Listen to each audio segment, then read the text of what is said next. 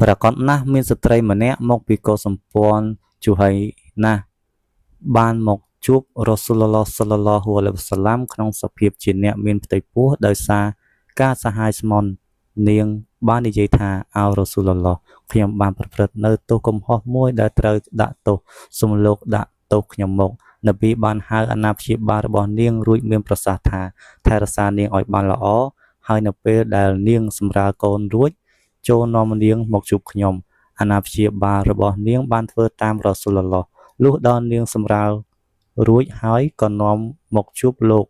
ពេលនោះនាងត្រូវគេចង់សម្លៀកបំពាក់របស់នាងចង់ជាយសម្លៀកបំពាក់ហើយរ៉ូស៊ូលឡោះបានប្រើឲ្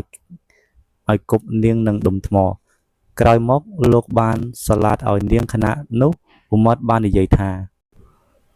តើរ៉ូស៊ូលឡោះសាឡាតឲ្យនាងខណៈដែលនាងបានមានសហាយឬលោកបានមានប្រសាសន៍ថាប្រកាសណាស់នាងពិតជាបានសារភាពកំហុស